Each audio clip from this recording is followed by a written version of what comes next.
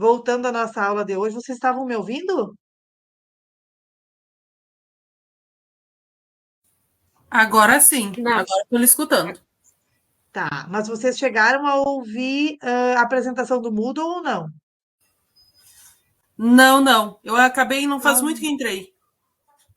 Prof. Carla, vocês ouviram? Ah, não ouviram. não, Ah, vou ter que apresentar de novo. não. Eu Fechou achei meu que a prof microfone. estava fazendo um teste só. Desculpe, não percebi que estava. Eu apresentei o Moodle, mas estava fechado meu microfone. Vamos de Sim, novo, agora que eu gente. percebi. Desculpa, pessoal. Vamos lá de novo, então. Desculpa, tá? Por favor, me sinalizem. Abram o microfone e me avisem, porque a minha tela fecha aqui quando eu compartilho a tela. Só um minutinho. Vamos lá de novo. Perdão, eu também não me dei conta. Aqui. Agora vocês me ouvem? Sim? Perfeitamente. Sim, Tá, ótimo. Então está aqui novamente. Vamos novamente, então. Aqui está, então, o Moodle da nossa disciplina, né, com as nossas unidades, nosso roteiro de estudo, então, organizado em 6 unidades. Já vencemos a unidade 1 e a unidade 2, né, já finalizamos essas unidades. E agora estamos, então, na unidade 3, que traz, então, sobre o desenvolvimento humano a partir da teoria da psicanálise, desenvolvida, então, por Freud, que é o que nós vamos conversar hoje, estudar hoje. E acredito que muitos de vocês já tenham ouvido falar algumas coisas sobre Freud, sobre suas teorias. E também vamos falar sobre a psicologia genética, né? Ou a epistemologia genética criada por Jean Piaget, que tem uma influência direta, então, no desenvolvimento do saber matemático, certo? A nossa unidade ela encerra dia 31, a tarefa está aberta, e para os estudos de vocês nessa unidade, foi disponibilizado, então, 2 textos de leitura obrigatória, um sobre a psicanálise e o outro sobre a teoria de Jean Piaget. Temos um fórum de dúvida para que vocês coloquem as dúvidas em relação a essa unidade, né? Que vocês tenham, por favor. Tanto a Prof. Carla quanto eu olhamos as dúvidas e respondemos. E tenho também alguns vídeos, né? 4 vídeos que trazem, né? Uma complementação ao conhecimento apresentado lá nos textos, né? Porque a gente faz um recorte da realidade. Nós somos, na verdade, como professores, nós somos curadores, né? Do material, do acervo que nós temos em relação às teorias e aos conteúdos que nós precisamos trabalhar.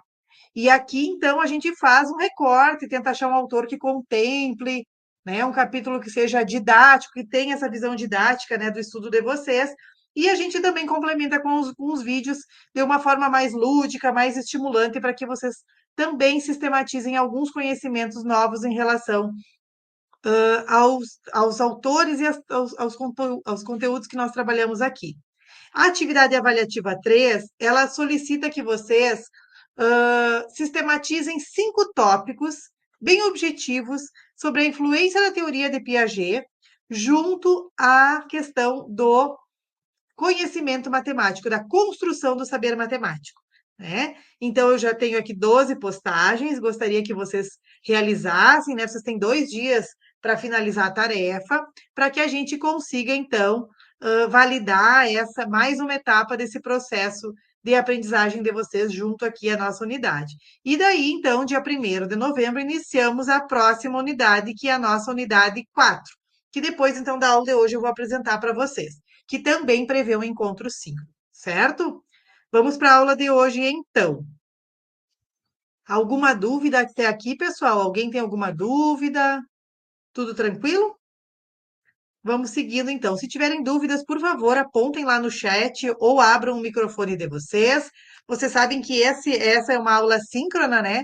Então, ela prevê essa interação e até é muito importante que vocês participem. Vou compartilhar aqui a minha apresentação novamente. Apresentação. Aqui.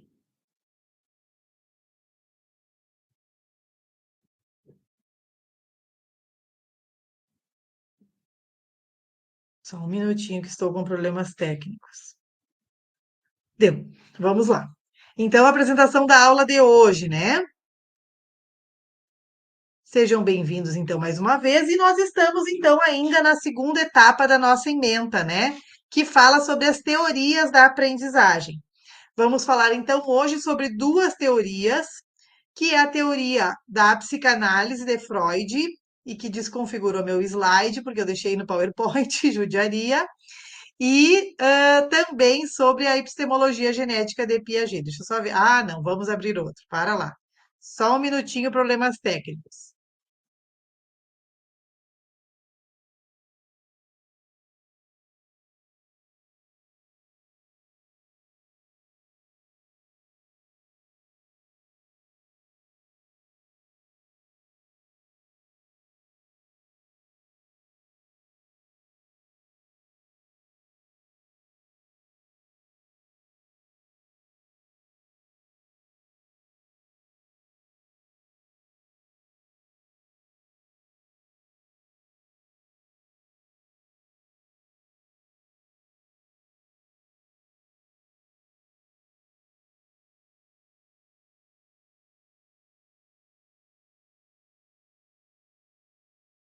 Só abrir o outro arquivo aqui, pessoal, para ficar, senão esse aqui vai ficar muito. Deixa eu botar fora esse e abrir o outro. Só um minutinho. Desculpa o transtorno, mas. Download. Aqui. Senão esse ia ficar muito feio.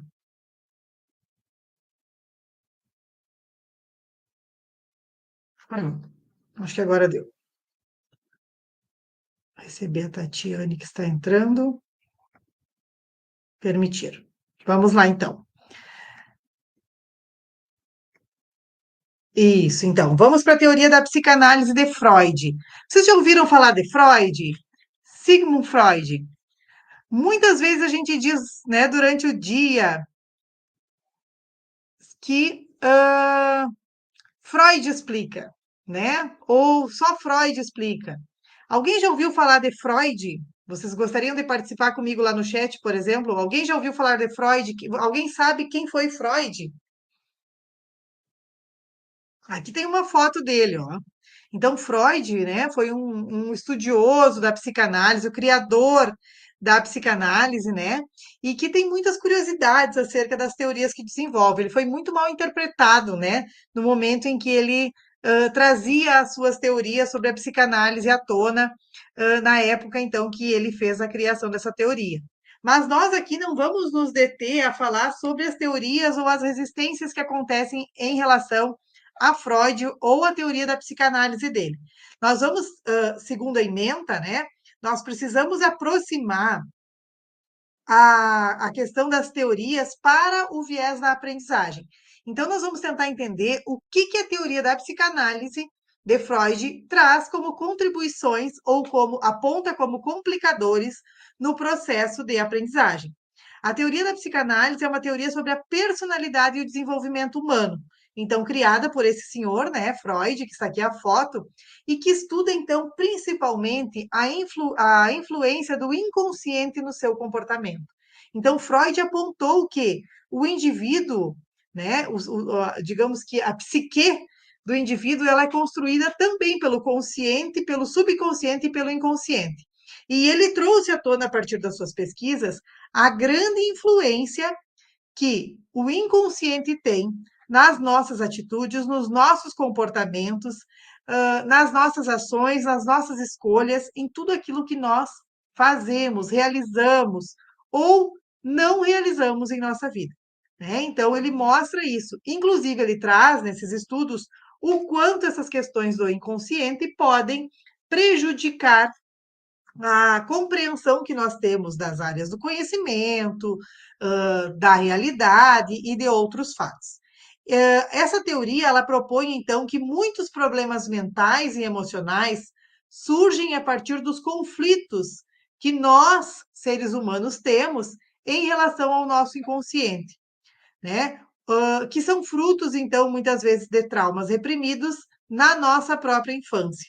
Então, tudo que vai acontecendo ao longo da nossa vida, né, vai deixando marcas, marcas muitas vezes conscientes, marcas aparentes, né, que nós conseguimos externar através da nossa oralidade, né, através do nosso próprio corpo, né, como também marcas inconscientes, que ficam, então, escondidas dentro da nossa psique e que, em alguns momentos, ou através de algumas terapias, como a psicanálise, elas vêm à tona. E daí elas podem ser trabalhadas e revertidas, né, enquanto redução da influência dentro dessa questão de traumas ou de problemas em relação às aprendizagens. O objetivo da psicanálise é tornar esses conflitos inconscientes conscientes para promover a cura e novos insights. Então, a psicanálise vai sempre buscar isso, né? Buscar através de um processo de escuta, através de um método específico, realizado por especialistas, por psicólogos, com especialização em, em psicanálise, né? Os psicanalistas, a poderem, então, estar trabalhando com isso. Nós, professores, prof. Vanessa, vamos virar psicanalistas? Essa é a nossa função? Sim ou não? Não, né? Nós não temos habilitação para isso. Aqui nós estamos estudando a psicanálise somente para compreender, então, que alguns problemas expressos em sala de aula pelos nossos estudantes, alguns traumas, algumas situações podem ter uma cura psicanalítica. E daí nós precisamos, então, fazer um encaminhamento para nós entendermos que aqueles problemas que os estudantes expressam muitas vezes são frutos, então, de um conflito inconsciente dele, de um trauma, de uma situação problemática na vida dele, e que depois veio, então, vem à tona através de um problema em relação à matemática ou em relação a qualquer área do conhecimento. Uma das coisas inconscientes que a gente guarda e que a gente escuta muitas vezes é, em relação à matemática, digamos, a experiência negativa que os nossos pais, que os nossos amigos, que os nossos familiares tiveram em relação a essa área do conhecimento. Quem nunca ouviu, né, na sua infância, do tipo assim, ah, agora tu vai começar, tu vai para a primeira série, antigamente era a primeira série, né, ou para o primeiro ano, e vai terminar a brincadeira. Ah, agora tu vai ver como é que é a matemática mesmo. Ah, agora tu vai ter que ver como é bom, como é difícil a matemática. Então, todas essas concepções, elas vão sendo guardadas no nosso inconsciente. E quando a gente chega nessa fase escolar, né, a gente já vai demonstrar, então, algumas memórias ou algumas memórias inconscientes que vão gerar, né, em nós, estudantes, essas questões de bloqueio, de medo, de preconceito em relação a essa área do conhecimento. Freud dividiu a mente humana, então, a partir dos seus estudos, né, em três grandes partes: o id, o ego e o superego. Alguém já ouviu falar em id, ego e superego? O que será que isso tem a ver com as atitudes ou com a forma como nós nos comportamos? O id, o ego e o superego. Vamos lá, vamos para o chat. O que será que é id, ego e superego? Pela imagem que eu estou disponibilizando aqui para vocês, né, através do slide. É uma imagem da internet, né? Ela está em inglês, a conversa ali, mas pela ilustração vocês já conseguem ver na postura e na atitude das pessoas que estão ali, das figuras que estão ali, que elas retratam situações diferentes, né? Então, o que será que é o nosso id? Vamos pensar. O que será que é o nosso id?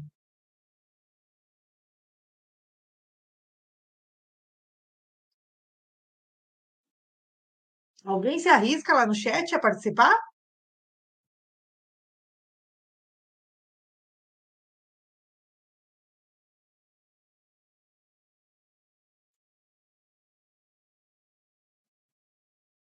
Id, ego e superego. Não ouviram falar sobre isso?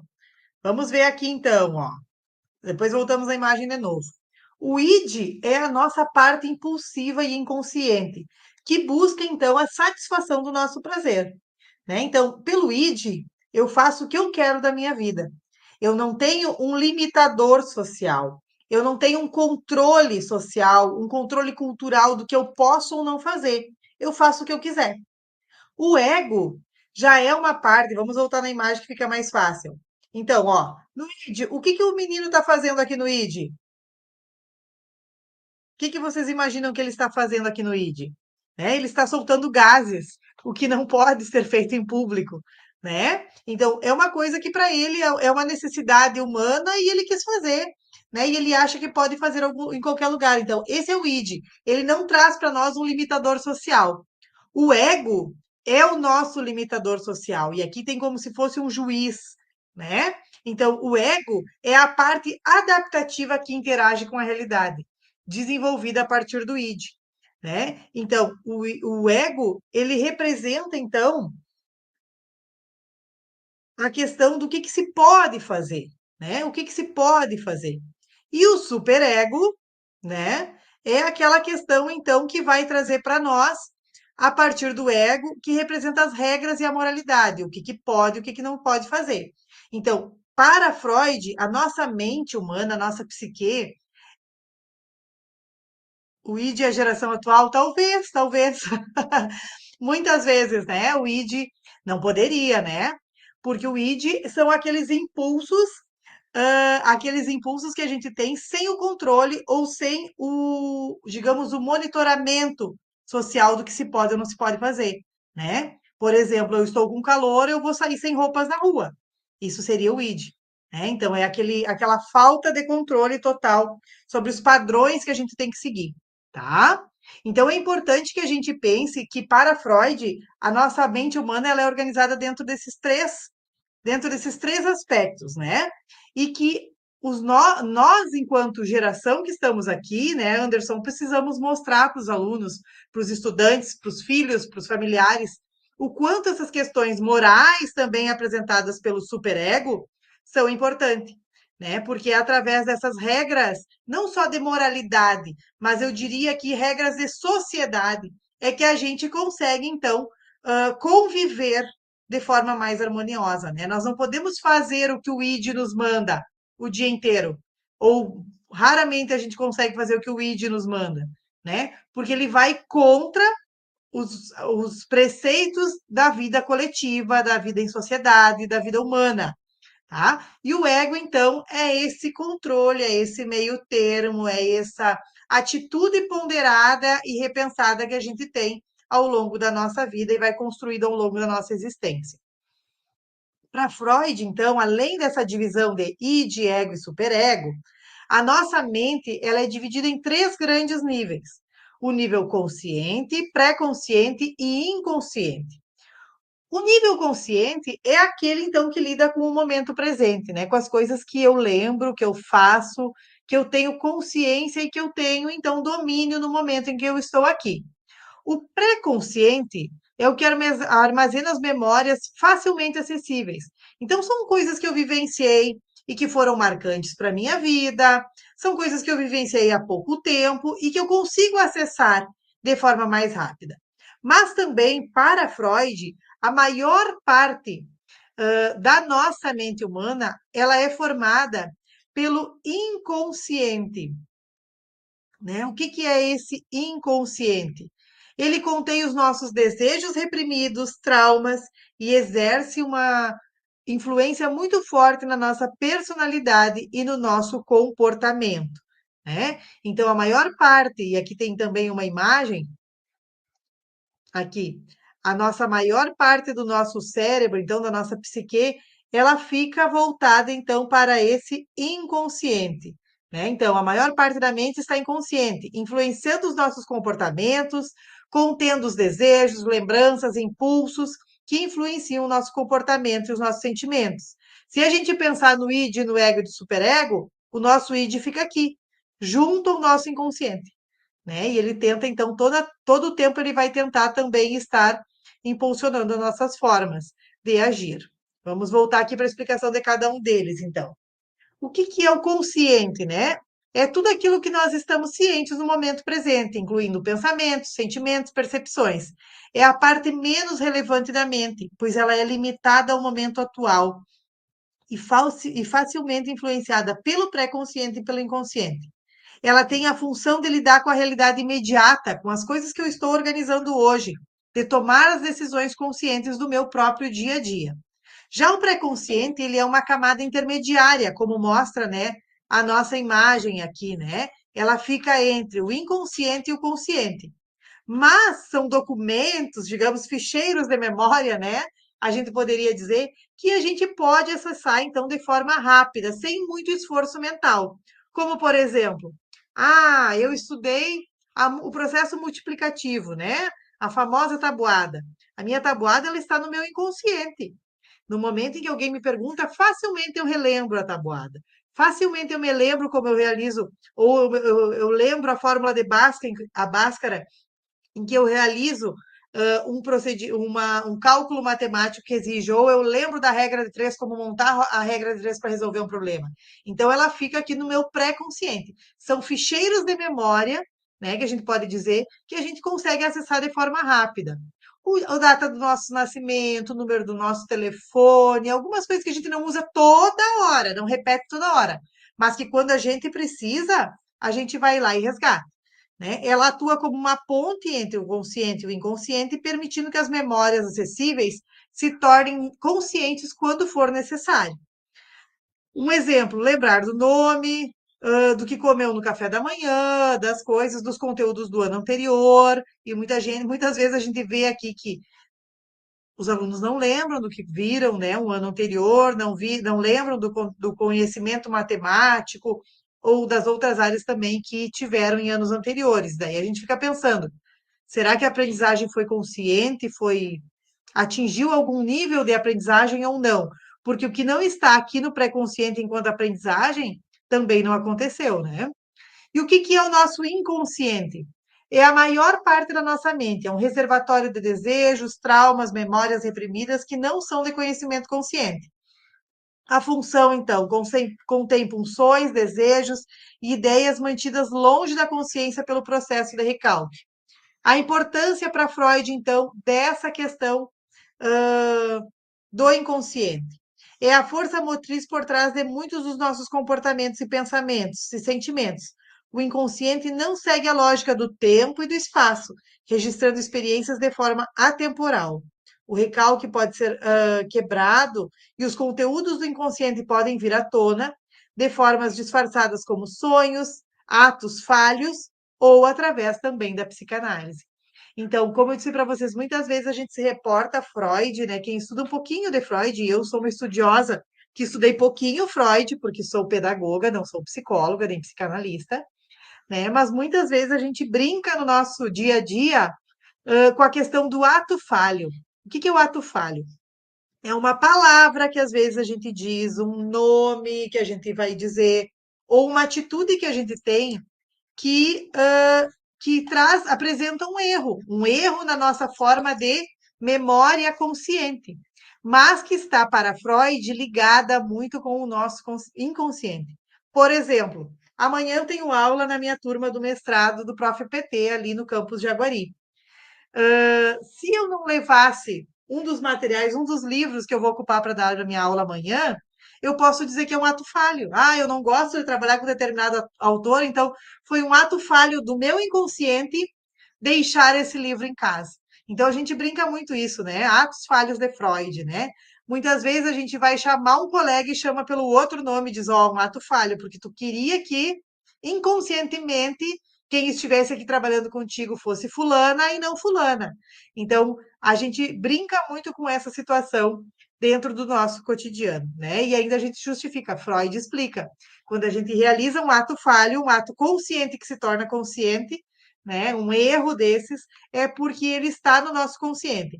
E muitas das explicações dos nossos sonhos também, elas vêm para Freud, né?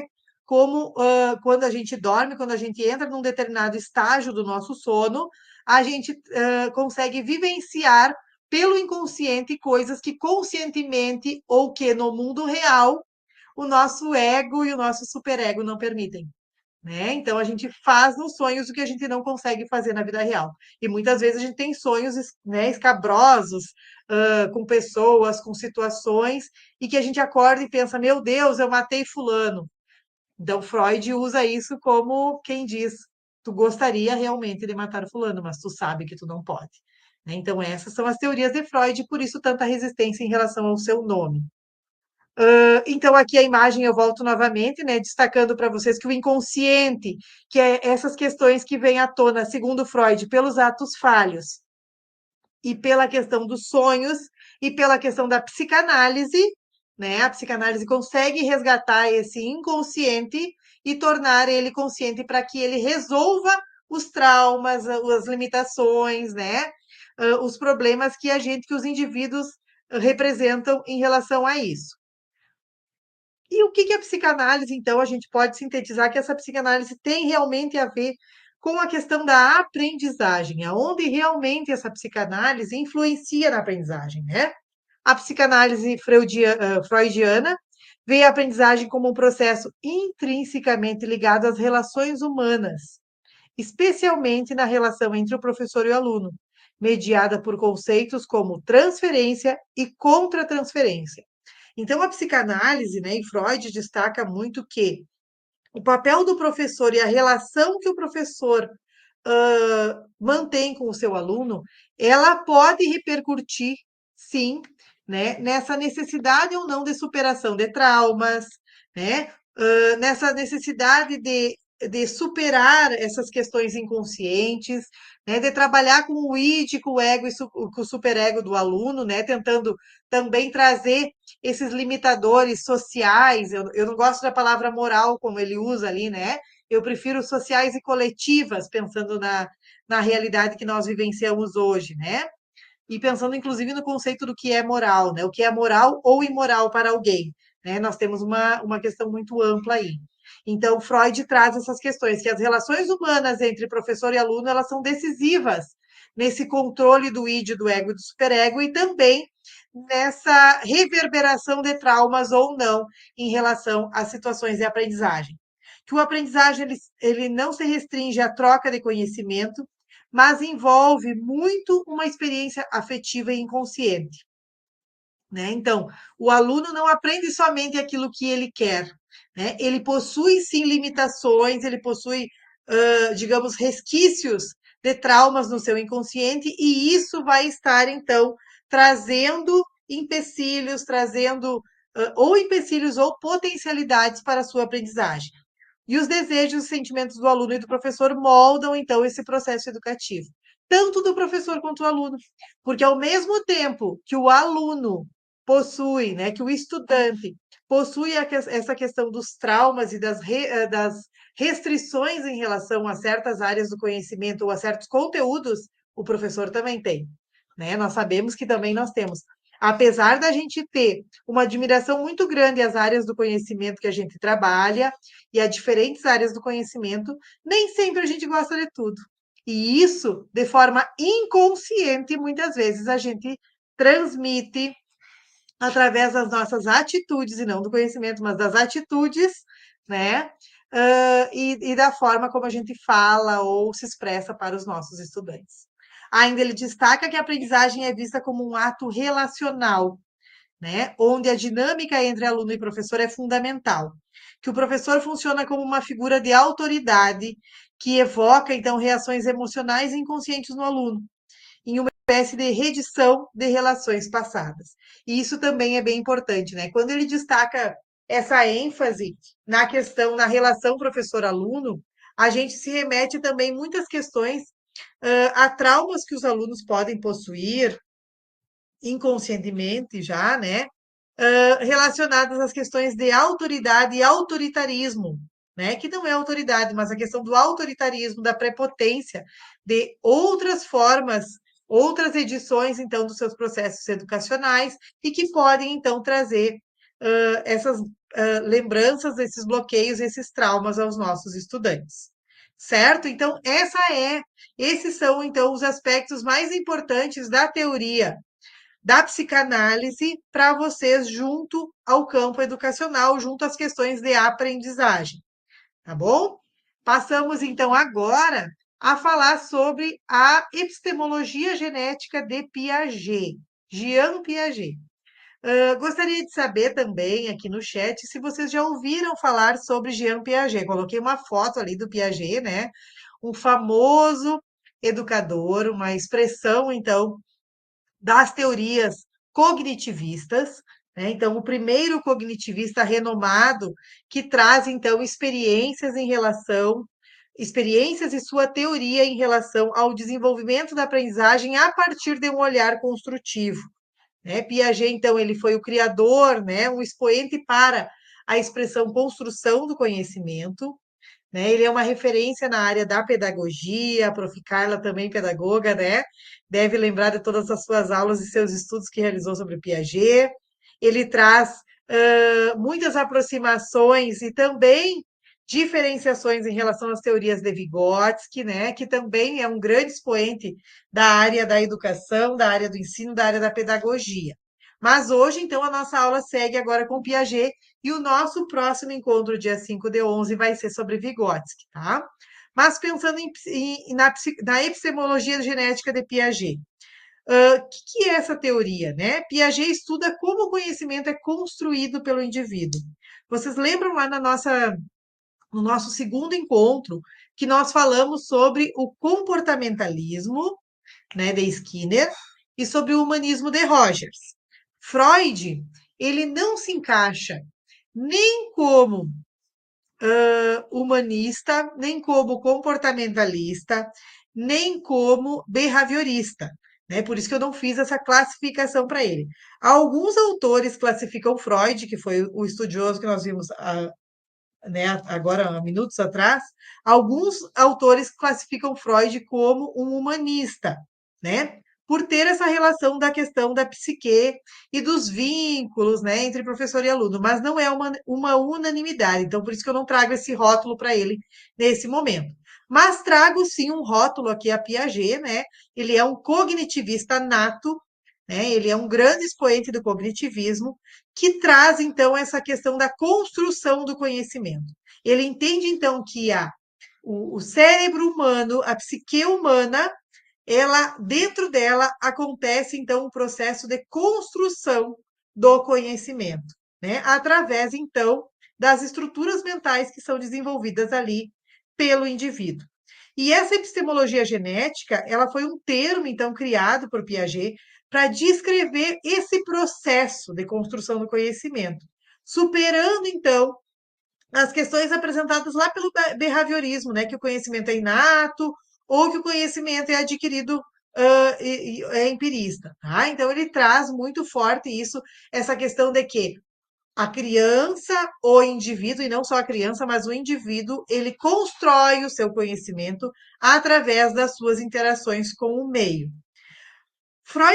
Piaget traz para nós também muito forte a questão dos estágios de desenvolvimento humano. E aqui entra a questão da construção do saber matemático, né? Principalmente para nós pedagogos, que realizamos essa construção do conhecimento matemático e dos demais conhecimentos desde a primeira infância, né, até o quinto ano escolar, e que entregamos, então, aos matemáticos, né, aos profissionais das letras, das ciências humanas, das ciências sociais, das ciências naturais, então, os nossos estudantes, né?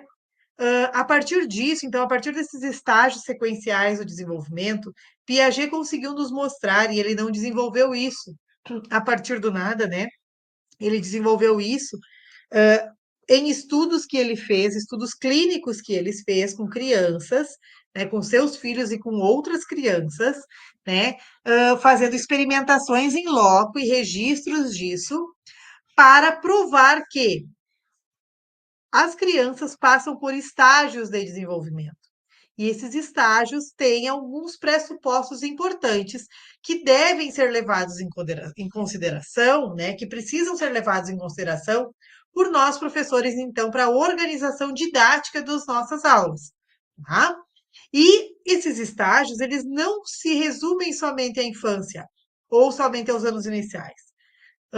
Dependendo da limitação do estudante, esses estágios eles não são superados até na adolescência e na fase adulta. Então, por isso que nós temos que pensar, e nós temos muito o viés da educação especial, da educação inclusiva, que ainda trabalha com os estágios, né, de Piaget, porque consegue entender e respeitar ainda essa sequência de aptidões que a criança vai ter no processo de construção do seu conhecimento. O primeiro estágio, então, que Piaget conseguiu constatar é o estágio sensório-motor. Esse estágio sensório-motor, ele apresenta, então, o processo de desenvolvimento das crianças de 0 a mais ou menos 2 anos. Pensem, essa teoria piagetiana é uma teoria antiga, né? Ela não foi desenvolvida nos anos 2000.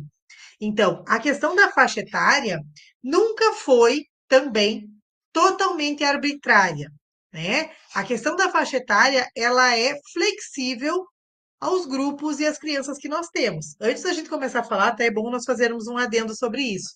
Nós vivemos, né, em 2025, aonde as crianças são cada vez mais estimuladas desde a sua, né, precocemente, desde o seu nascimento ali. Porém, esse excesso de estimulação, né, acontece com algumas crianças e muitas não são estimuladas. Ou se estimula muito crianças em algumas áreas, em outras não. Né? Inclusive, nós temos uma geração que não consegue desenvolver atividades físicas, né, que fica limitada ao uso de telas, fica limitada ao uso do celular. Então, é bem como a gente diz, né? É estimulada em algumas áreas e não é estimulada em outras. Piaget, quando desenvolveu os estágios, vivia uma realidade totalmente diferenciada. Porém, é importante a gente lembrar que ainda se ocupa muito isso porque esses números, esses dados da idade não são totalmente arbitrários. Há uma flexibilidade e uma compreensão de que ele pode mais ou menos balizar o estágio, né?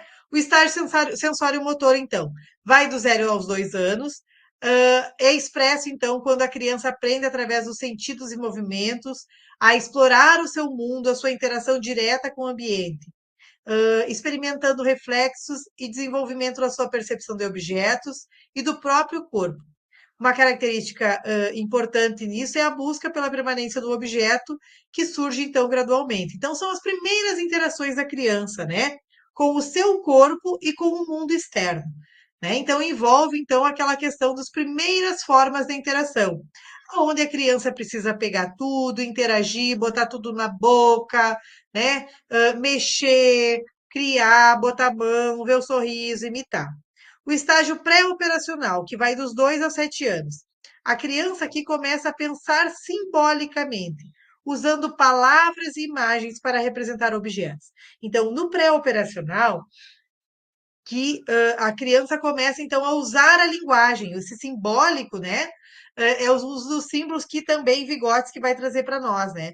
Usando palavras e imagens para expressar a sua vontade, expressar os seus desejos, expressar, então, a sua compreensão acerca das coisas, né? Representar os objetos. O pensamento ainda é egocêntrico, com dificuldade para ver o ponto de vista dos outros.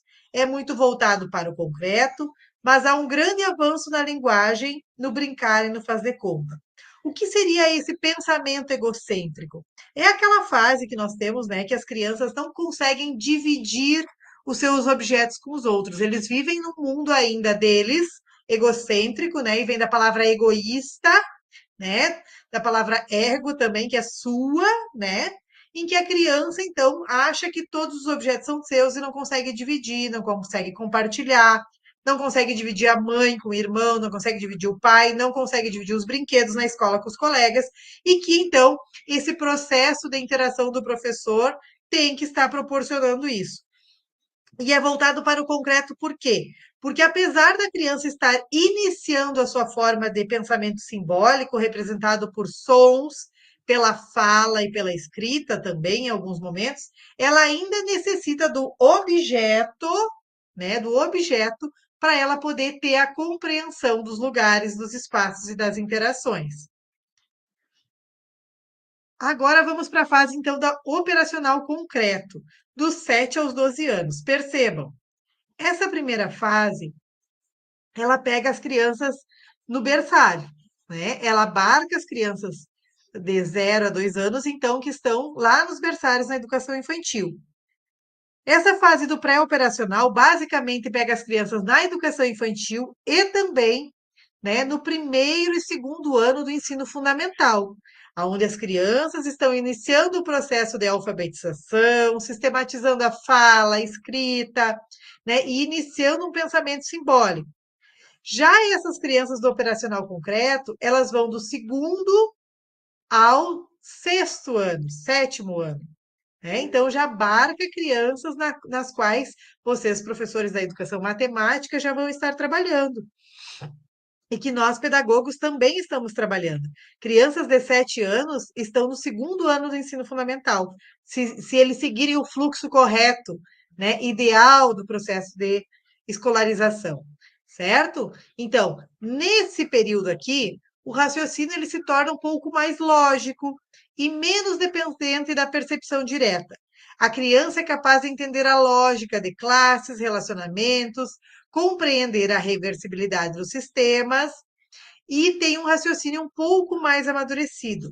Porém, nessa fase do operacional concreto, a criança ainda precisa ter os objetos, as situações matemáticas, os exemplos, né, de escrita, de uso, a questão da construção do seu saber também no mundo físico, de forma mais concreta. Como que a gente pode exemplificar isso? Dentro do processo de construção do conhecimento matemático, por exemplo. Quando eu estou ensinando a questão ou trabalhando a questão numérica, de construção numérica para as crianças, eu preciso estar usando constantemente objetos concretos para que a criança manipule e consiga construir essa concepção, esse raciocínio lógico a partir da percepção, da interação dele com esses objetos, para que posteriormente, no estágio de operações formais, ele consiga desenvolver o processo de abstração. Né? Se eu for pensar nos processos matemáticos mais elementares, né? Quando eu falo para a criança, vamos fazer, né? Quanto que é o número 4? O número 4 ele pode ser um símbolo, né, que é o 4, o símbolo do número 4. Ele pode ser a escrita do número 4 e ele também pode ser a representação do quantitativo do número 4, a quantidade. O que são 4? 4 canetas. O que são 2 canetas. Né? Então, isso é muito importante para a nossa criança que vem lá dos anos iniciais e que também vai chegar no sexto ano e que talvez não tenha construído essas concepções.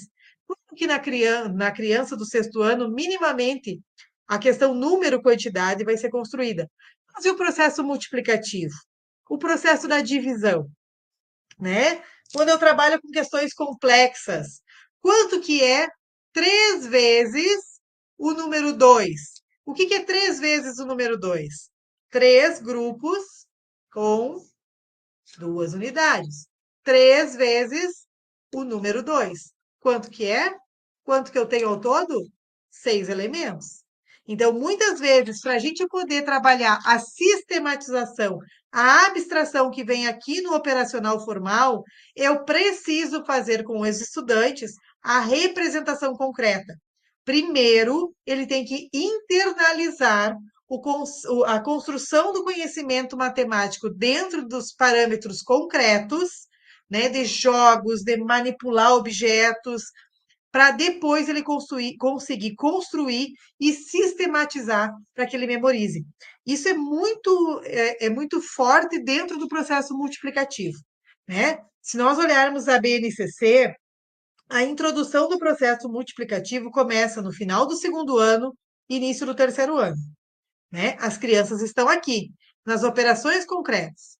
Então, é inviável que a criança compreenda o processo multiplicativo sem que ela construa esse processo multiplicativo, primeiramente com objetos. E aqui eu mostro para vocês canetas e lápis, que é o que eu tenho na minha mesa, de forma mais fácil e prática agora, nesse momento. Mas todo professor dos anos iniciais tem um material que se chama caixa de contagem. Né? Essa caixa de contagem, já até passo a palavra para o Ficarla, porque o Ficarla tem bastante experiência nisso também como prof de sala de aula, né? Essa caixa de contagem é uma caixa onde os professores levam tampinhas, feijões, né? E outros elementos pequenos em que a criança consiga fazer esses processos na sua classe, na sua mesa, consiga representar essas questões numéricas e quantitativas dentro de cartazes, de atividades, né, práticas, de jogos matemáticos, para que ele depois, posteriormente a isso, consiga fazer o seu processo multiplicatório, né, abstrato, de forma a memorizar a multiplicação, de forma a memorizar a nossa temida tabuada, né? Então, isso é muito importante. Isso se faz necessário tanto para a construção do número, para a construção do conceito de número, 1, 2, 3, 4, 100, 200, e a gente usa o material dourado, barrinhas de Cuisinart e outros, muitos jogos matemáticos que compõem a construção do número, e todos surgem a partir da ideia de Piaget, dessa interação da criança com o objeto do conhecimento, e também no processo de multiplicação, de divisão, de frações, e daí por diante, né? A partir de toda a complexidade do desenvolvimento matemático. Prof. Carla, pode ficar à vontade. Prof, eu não queria lhe interromper, sua explicação está muito boa. Eu coloquei antes no chat, agora quando a prof menciona que está mostrando os objetos, seu vídeo não está aberto. Eu coloquei antes no chat, mas acho que a prof não viu. Mas a explicação está muito boa, prof.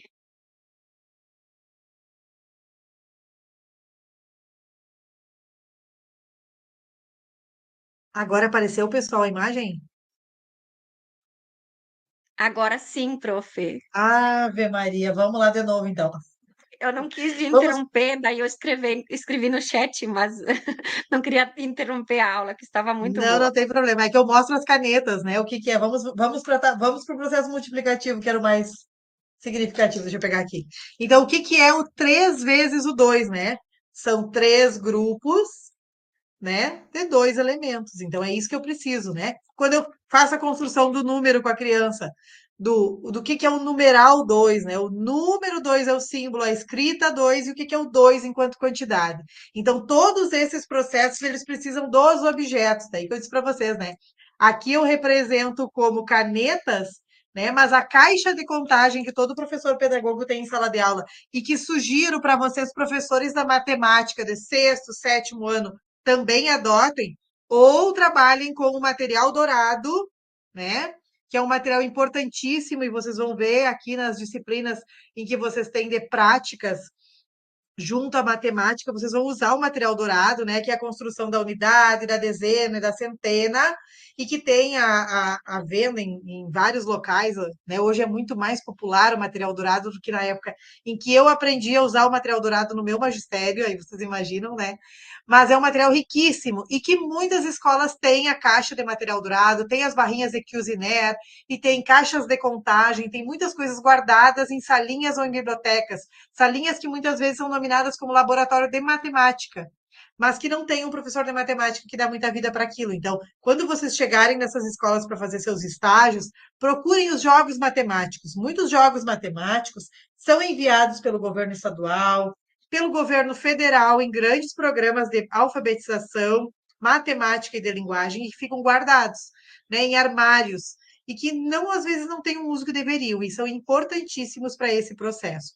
Esses materiais, eles potencializam a compreensão do saber matemático e de outros saberes, principalmente os matemáticos, quando a gente fala nesses jogos, material dourado, barrinhas de Cuisinart, Tangram, que trabalha a questão da geometria, e outros materiais, que todos vêm reforçar essa lógica que Piaget destaca para nós, principalmente focada aqui dentro do processo, então, de desenvolvimento do tempo da operação, da questão da fase, né, operacional concreta, aonde o indivíduo precisa desse material concreto para ele poder aprender, para ele poder compreender. Essa questão de reversibilidade aqui se reflete na questão da reversibilidade de líquidos. Então, Piaget tinha um dos seus experimentos, e vocês podem procurar na internet, ele é muito clássico, né? Em que mostra diferentes copos para as crianças, né? Diferentes recipientes, né? Que ele chama. Um copo fino, um copo mais largo e um outro tipo de copo. E daí se coloca, então, o mesmo tipo de a mesma quantidade nos copos e pergunta qual copo tem mais. E se o copo, se eu virar água do fino no outro, vai ser a mesma quantidade ou não, e que ele consegue perceber que a quantidade é a mesma, porém a disponibilidade ali naquele recipiente é que fica diferente, né? Então, isso são experimentos que Piaget desenvolveu e vocês podem observar, analisar e que vão trazer também muitos benefícios para vocês na compreensão do saber matemático e de como explorar ele. Outro jogo, né, criado a partir das concepções de Piaget, se chama blocos lógicos, né? É o primeiro jogo que nós, pedagogos, usamos lá com as crianças na educação infantil e usamos muito dentro dos aspectos do processo de alfabetização matemática. Ele é composto por figuras geométricas diferentes, de 3 cores nas cores primárias, com espessuras e tamanhos diferentes, aonde a gente trabalha questões de classificação, seriação, para posteriormente trabalhar a quantificação. Então, antes da gente ensinar a questão do número para a criança, a gente ensina eles a classificarem objetos de acordo com atributos e a seriarem, a organizarem esses objetos de acordo com alguns atributos, de acordo com algumas qualidades, para que depois disso a criança tenha a sua estrutura cognitiva desenvolvida para a quantificação, a relação de quantidade do número de objetos e também automaticamente a sua relação com o símbolo e com a palavra. O que a gente recebe muito nas escolas e que é um baita erro que a gente tem, né? Enquanto pais, muitas vezes, enquanto dindos que faz com as crianças, né? É ensinar aquela criança a contar até os 50. A criança tem 3 aninhos e tu ensinou a criança a contar até os 50. E daí tu chega lá na escola e diz para a prof assim, prof, ele sabe tudo de matemática. Não, ele memorizou uma sequência numérica, mas ele não sabe o que é o 50, né? O que é o 50? O 50 é o quê? Me mostra 50 tampinhas. Me mostra os 50. Então, muitas vezes a criança memoriza a sequência numérica, a criança memoriza o símbolo 5 e o 0, né? E até mesmo a palavra 50. Mas ela não sabe efetivamente o que é o número 50, o que é a quantidade 50. E é esse conhecimento da quantidade que faz com que ele realmente tenha a compreensão do processo matemático, porque é essa compreensão que ele precisa. Ele precisa saber o que é realmente o número, para depois ele poder saber multiplicar, dividir e fazer todas as outras operações matemáticas, somar, subtrair, né? Que a matemática e o conhecimento lógico exige da criança, certo? Então, o estágio operacional concreto ele é decisivo para a construção da concepção de número e para a construção do saber matemático. No estágio da operacional formal, que vem a partir, então, mais ou menos, né, dos 12 anos, é o estágio, então, em que a criança consegue começar a abstrair e deduzir o conhecimento. E daí aqui sim vem a sistematização. Aqui entram as equações, os saberes mais complexos, né, em que a criança consegue, então, automatizar algumas coisas e abstrair. O que é uma abstração? É eu imaginar, me desprendendo do conhecimento concreto, me desprendendo das canetas, eu consigo entender realmente o que é a divisão, o que é 25 dividido por 5, sem precisar representar isso em conjuntos, tá? Então, são fases do desenvolvimento que a gente precisa entender. Aqui, então, a pessoa consegue pensar em todas as possibilidades, resolver problemas complexos, avaliar a moralidade de forma mais subjetiva e entender regras que podem variar de acordo com as circunstâncias. O desenvolvimento moral também se torna mais completo, considerando o senso crítico e a cooperação. A criança que constrói ativamente seu entendimento de mundo por meio dos processos de assimilação e acumulação leva à equilibração. Aqui já é a outra parte. É importante também pensar, pessoal, que aqui, no estágio da operacional formal, a gente engloba crianças que a partir mais ou menos dos 12 anos. Mas nós temos estudos que mostram que muitos adultos hoje não atingem o grau das operações formais de Piaget. Muitos adultos que nós convivemos hoje, né, na realidade educacional, não conseguem passar do operacional concreto, não conseguem realizar cálculos, não conseguem compreender situações sem estar utilizando para isso recursos concretos, né? Não conseguem atingir, então, esses níveis de abstração e de desenvolvimento, de pensamento hipotético dedutivo que nós precisamos, tá? Por isso também os índices que nós temos em relação à educação, né? Muitas crianças com dificuldades de aprendizagem ou com limitações realmente, né? Crianças que têm mais do que dificuldades, crianças que têm problemas de aprendizagem, elas não conseguem atingir também esse nível. Por isso, esse trabalho tão intenso das educadoras especiais junto a esse público, né?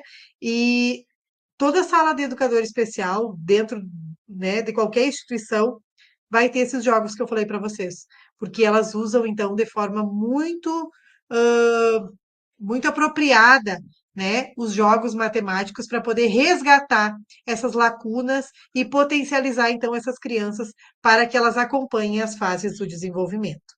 Todos esses processos de evolução dessas fases acontecem basicamente para Piaget através desses 3 processos aqui: assimilação, acomodação e equilibração. Então, para Piaget, a gente vai superando os estágios de desenvolvimento e vai construindo o nosso desenvolvimento cognitivo, a nossa compreensão, né, sobre as coisas, a partir da assimilação, acomodação e equilibração. Vou explicar para vocês um pouquinho aqui. Então, o que é acomodação, assimilação e a equilibração? São conceitos-chave dentro dessa teoria do desenvolvimento cognitivo de Piaget, descrevendo então como as crianças constroem o conhecimento. A assimilação é a incorporação de novas informações a esquemas mentais existentes. Então, a assimilação é quando eu recebo uma informação nova sobre aquilo que eu possuo, né? Eu tenho já algum conhecimento e eu vou receber um conhecimento novo, então eu vou estar assimilando. A acomodação é quando eu consigo absorver, é quando eu consigo acomodar, bem como a palavra diz, né? Essa informação nova junto aos conhecimentos que eu já tenho, né? É quando eu consigo compreender realmente aquela informação que eu estou recebendo. E a equilibração é esse processo que busca o equilíbrio entre a acumulação e a assimilação, levando então ao maior desenvolvimento cognitivo. Então, a assimilação é quando o professor ele vai trazer para a criança um novo conhecimento, né? Vamos pensar lá no meu indivíduo, no meu estudante. Ele já sabe então a questão dos processos de adição e subtração, simples e com recurso, né? E com transporte. Ótimo. Agora eu vou começar a ensinar para ele o processo multiplicativo. Ele já tem um determinado conhecimento, mas eu estou introduzindo um conhecimento novo. Automaticamente as estruturas cerebrais dele, né? Elas vão receber essa nova informação e essa nova informação vai gerar um certo desequilíbrio, né? A gente brinca, né, muito que muitas vezes na vida da gente a gente anda mais desequilibrado cognitivamente do que equilibrado. Esse desequilíbrio, ele vai necessitar de um processo de acomodação. Então, ele vai mexer com as minhas estruturas e vai fazer com que esse conhecimento novo, essa nova informação, se acomode no meu cérebro.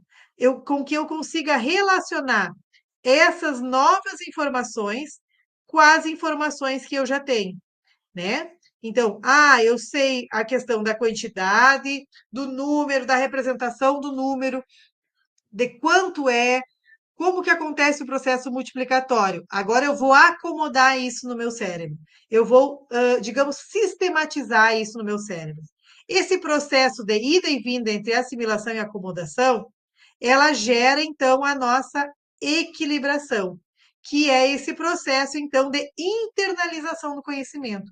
Quando eu tenho a equilibração do conhecimento, eu tenho a construção do conhecimento dentro do meu sistema cerebral, e daí eu tenho, então, realmente um conhecimento sobre alguma coisa. É quando eu internalizei esse processo. certo? Vamos pensar ainda no processo multiplicatório. Quando eu estou naquele processo das operações concretas, um objeto concreto, construindo o que é o processo da multiplicação, construindo o que é o 6 vezes 8, o 8 vezes 6, o 7 vezes 6, eu estou trabalhando com material concreto, eu estou automaticamente trazendo a assimilação, a acomodação. Quando eu já tenho uma memorização, quando eu já tenho uma sistematização mais abstrata, eu tenho uma equilibração. Eu compreendi o concreto e eu consegui abstrair um pouco desse conhecimento. Então, esse processo, né, de equilibração, assimilação e acomodação, ele nos acompanha por toda a vida, e não só no campo matemático, em todas as interações que a gente tem. Tá? Então, é importante a gente pensar nisso, certo? E a gente vai assimilando e acomodando e equilibrando automaticamente a cada informação, a cada nível de complexidade que o conhecimento vai trazendo, então, ou que a escola vai proporcionando para o nosso aprendizado. Por isso, pessoal, e pensando nisso também, e pensando nos estágios do conhecimento aqui, que a gente volta um pouquinho, é que a escola também organiza o seu conteúdo de forma sequencial. Né? Então, é baseado muito na teoria piagetiana e também na teoria vigotskiana, que nós vamos ver na próxima aula, que as escolas definem os seus roteiros de aprendizagem, que a própria BNCC, né, vem trazendo aquele nível de complexidade dos conteúdos serem explorados de forma progressiva. Porque aqui Piaget traz também uma abordagem de construção do conhecimento que acontece de forma progressiva, partindo de ações e de atitudes mais elementares, mais naturais, como a questão lá da primeira infância, né, mais sistematizadas e depois, posteriormente, partindo para operações concretas e depois abstratas. Então, se vocês forem analisar a BNCC em uma determinada área do conhecimento, vocês vão perceber a progressividade do conhecimento ali. Né? E essa progressividade vem, então, também dos estudos de Jean Piaget, certo? Seguindo aqui, então, ainda a influência de Piaget, né, dessa questão da epistemologia genética, de como surge a construção do conhecimento pela criança no pensamento matemático. Então, para Piaget, a matemática é um campo fundamental para o desenvolvimento da inteligência, né, do ser humano, do raciocínio lógico, que se constrói através da interação ativa da criança com o ambiente. Isso tem que ficar muito claro para vocês, tá? Para Piaget, a criança constrói seu conhecimento através da interação com o meio, com o objeto de aprendizagem. Tá? Piaget nunca falou sobre a interação da criança, do indivíduo com os outros. Isso quem traz é Vygotsky. Piaget fala que para que a criança ou para que o indivíduo aprenda, ele precisa interagir, ele precisa abrir, ele precisa mexer. E a partir dessa construção concreta, ele vai tornar uma construção abstrata. Mas ele precisa interagir com o conhecimento. E o conhecimento não é só uma garrafa, não é só uma caneta, é um texto também. É um problema matemático também. É uma imagem também, né? Então, é uma representação através do uso dos símbolos, como ele traz ali, que há uma apropriação também a partir disso. Então, para ele, o conhecimento não é inato, não nasce com a criança, tá? Mas sim ele é desenvolvido ao longo do tempo por meio da manipulação de objetos, classificação, ordenação e outras experiências que permitem à criança abstrair conceitos de quantidade, ordem e comparação.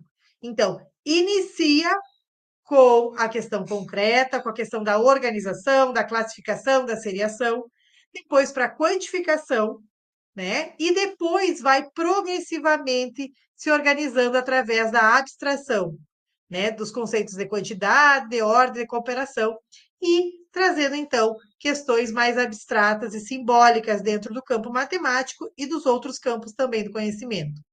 A abordagem pedagógica inspirada em Piaget foca na resolução de problemas práticos e na promoção da reflexão, em vez da memorização, para que o aluno realmente compreenda os processos matemáticos e não só memorize.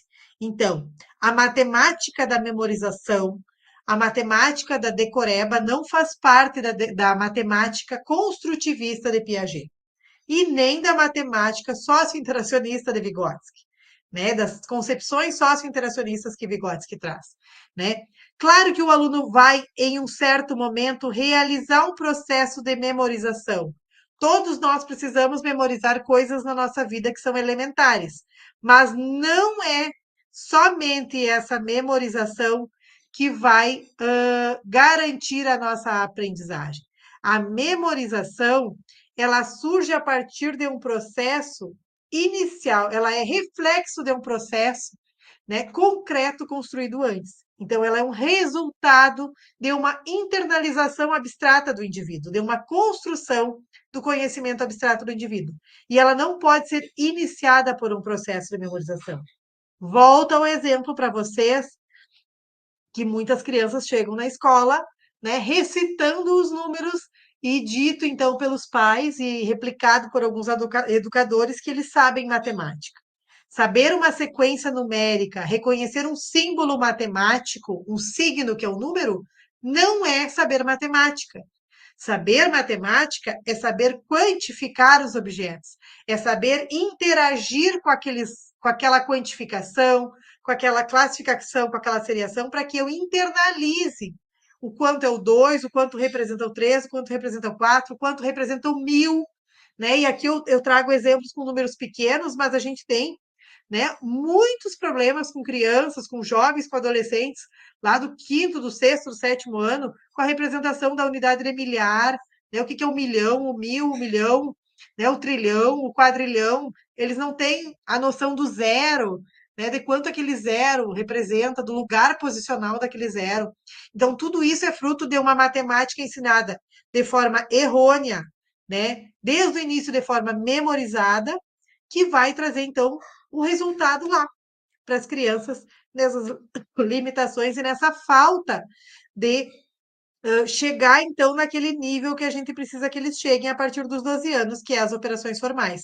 Se a criança não construir, ou se o indivíduo não construir as fases anteriores, né, as questões operacionais concretas, ela não vai desenvolver o nível das operações formais. Ela vai ser apenas uma criança que vai transitar a partir da memorização dos processos de memorização e não vai desenvolver um conhecimento lógico matemático.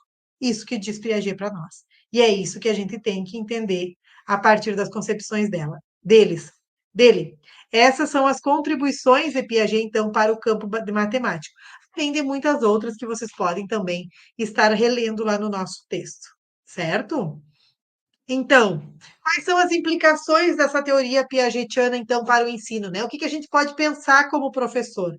Priorizar materiais concretos, sempre, né? Principalmente com aqueles indivíduos que vocês vão estar recebendo a partir do sexto ano, enquanto professores da matemática, que não fizeram, não tem essa construção, que não tem esse nível de abstração. Então, vocês vão ter que voltar, sim, na questão da construção concreta de algumas situações, de algumas representações, para que eles consigam evoluir. É fundamental que as atividades com criança, principalmente a educação infantil, envolvam materiais que possam ser manipulados e explorados. Ensinar de forma contextualizada. A matemática deve ser apresentada de maneira significativa, concreta ao cotidiano da criança, para que os conceitos façam sentido. Né? Eu preciso saber, quando eu trabalho no sistema de medidas, o que eu estou medindo. Quando eu estou fazendo lá cálculos de área, perímetro, vamos fazer na sala de aula, vamos representar, vamos medir a sala de aula, vamos medir o pátio da escola, vamos medir a quadra, né, de esportes que a gente tem, vamos fazer um cálculo daquele espaço, vamos fazer o cálculo da nossa casa, do banheiro, por que o banheiro. Então, com questões realmente práticas e vivenciadas, né, para aquele indivíduo. Incentivar a resolução de problemas. As atividades devem focar em desafios práticos que permitam à criança aplicar o seu raciocínio em vez de apenas seguir procedimentos memorizados. Então, aquelas questões, aquelas equações, aqueles cálculos soltos, né? Claro que eu preciso de um momento que eu vá sistematizar, mas eu preciso fundamentalmente de um momento em que as crianças vão resolver situações com aquilo ali. Para que eu uso a matemática? A matemática, ela é um saber do cotidiano. Ela é um saber que precisa ser vivenciado, aplicado. Diariamente, eu resolvo problemas da minha vida utilizando a matemática. Então, eu preciso ensinar essa matemática a serviço da vida para os meus alunos, né? Para que eu uso o sistema de medidas? Para que eu uso as medidas de comprimento? Para que eu uso as medidas de volume? Né? Eu preciso mostrar isso em loco para ele. Para que eu uso as figuras geométricas? Qual o significado disso na minha vida? Né? Então, eu preciso mostrar isso para que os alunos consigam aplicar esse conhecimento. Não focar na memorização. Então, é muito claro esse discurso dentro das ideias de Piaget. O objetivo não é que a criança decore fórmulas ou sequências, mas que ela compreenda o conceito por trás delas em relação às diferentes ideias matemáticas. Então, o foco, né, do desenvolvimento da construção do conhecimento para Piaget é a compreensão do processo, que se dá a partir da interação do indivíduo com os objetos de conhecimento. Certo? E aqui eu trago, então, algumas referências relacionadas, então, ao material que eu usei para organizar tanto o que está no Moodle disponibilizado para vocês, quanto esses slides que trazem, então, né, uma outra abordagem, digamos, uma abordagem complementar do que foi trabalhado lá dentro do nosso Moodle. Certo, pessoal? Então, essas são as ideias de Freud e de Piaget. Claro que Piaget tem um peso muito maior dentro do campo matemático do que Freud, né? E Freud, em muitas emendas da disciplina de Psicologia da Educação, que eu trabalho em outros espaços também, não só junto aqui ao curso de matemática, mas em outros cursos de licenciatura, muitas vezes Freud nem aparece mais dentro da ementa, mas como aqui aparecia Freud na ementa, eu trouxe também Freud, mas vocês conseguem perceber que Piaget tem uma abordagem muito mais direcionada ao campo matemático. Por isso que a nossa tarefa hoje dessa unidade, né, ela é mais voltada a Piaget também, né, pensando em potencializar a questão da compreensão e da apropriação desse conhecimento da aula de hoje para, né, o saber do professor, do licenciando em matemática, eu já trouxe, então, voltada para a matemática. Certo? Alguma dúvida, pessoal? Eu vou aproveitar enquanto isso para apresentar então a nossa próxima unidade, que vai iniciar no dia 1º de novembro para vocês, tá? Um minutinho que eu vou compartilhar minha outra tela.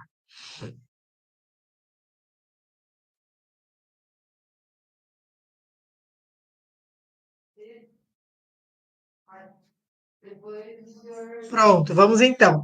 A nossa unidade de estudos 4. Vocês estão visualizando? Sim. Tá. Estão me ouvindo também, né? Então vamos lá, unidade 4. A unidade 4 fala então da psicologia histórico-social ou histórico-cultural ou histórico-social, né, de Vygotsky. Então tem vários títulos, né, para a teoria dele, mas vocês vão ver o quanto ela se aproxima e se diferencia de Piaget. Vygotsky também é um cognitivista, né, mas que traz uma abordagem um pouco diferente sobre a construção e as influências, né, na construção do conhecimento dos indivíduos, certo? Então, eu disponibilizo para vocês um texto. Essa unidade traz um teórico só, porque a gente traz uma ênfase grande para ele, tá? É só sobre Vygotsky. A nossa aula ao vivo da unidade, ela está marcada agora para o dia 5 de novembro, né? Então, nas próximas semanas já temos um novo encontro, temos um fórum de dúvida, temos o texto, a leitura obrigatória está aqui para vocês, e temos alguns vídeos importantes, né, sobre a questão do Vygotsky, tá bom? E temos uma tarefa que ainda não está aberta para vocês realizarem.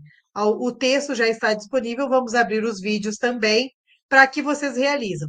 Essa nossa unidade, ela estará em vigência, então, de 1º a 20 de novembro, tá bom? Atentem para as atividades. Então, quem ainda não fez a nossa atividade final da unidade 3, por favor, finalize, nos envie para que a gente consiga, então, fazer a nossa a correção, né?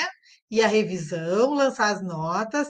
As notas da nossa atividade avaliativa 1, que pertence à unidade 2, já foram lançadas no Moodle, já estão lá no bloco de notas, vocês devem ter acesso, né? Então é bom vocês irem acompanhando. Qualquer dúvida, nos chamem, né? Questionem se vocês não entregaram, não foi corrigida alguma coisa assim, por favor, nos sinalizem. A gente sempre está atento às mensagens que vêm através dos fóruns de dúvidas e também através do nosso chat aqui como professora, tá? E a Carla também como tutora, para que a gente vá corrigindo e vá resolvendo qualquer probleminha que vá acontecer. Pensando que esse processo avaliativo de vocês também é muito importante, né? Ele soma 4 pontos, essas atividades, então, ao longo das nossas unidades, e depois vocês têm aquela prova presencial com peso 6, junto aos polos no qual vocês estão matriculados. Então, é bom garantir esses 4 pontos, porque a gente sabe, né, que a prova presencial talvez fique um pouco mais complexa para todos vocês, tá bom? Essa era a nossa aula de hoje. Não sei se vocês têm alguma dúvida, alguma consideração. Tudo tranquilo? Então, nos vemos, pessoal, no dia 5 de novembro. Já é na próxima semana, acredito, né? E vamos estar, então, conversando sobre Vygotsky. Peço que, na medida do possível, né, leiam o material de Vygotsky. Já vamos abrir agora, né, Carlos, vídeos também, para que vocês assistam os vídeos, né, e consigam, então, se apropriar, porque a gente vai tentar fazer sempre um paralelo também da diferença entre Piaget e Vygotsky, que é muito importante que vocês compreendam também como educadores, né, e destacar a importância de Piaget para o campo matemático, para as compreensões do campo matemático e também as ideias, né, muito relevantes, muito importantes de Vygotsky para o desenvolvimento da matemática e também das outras áreas do conhecimento. Certo? Não vou fazer lista de presença aqui, porque eu tenho a lista de quem está no chat, quem está aqui no nosso ambiente, na conferência web, e depois eu passo, então, sempre para o professor Guilherme, nosso coordenador do curso, né, que pede, então, sempre que a gente faça a transposição para ele, né, da lista de presença de quem estava na nossa aula 5. Certo? Desejo uma ótima semana a todos e nos vemos então dia 5 com uma nova aula. Muito obrigada, colegas, professora Carla que está aqui, e muito obrigada aos estudantes que nos acompanharam. Aos demais que não puderam acompanhar, né, no momento síncrono, por favor, assistam à aula e se tiverem dúvidas, nós aguardamos as dúvidas de vocês junto ao fórum de dúvidas da nossa disciplina. Um abraço a todos e boa noite.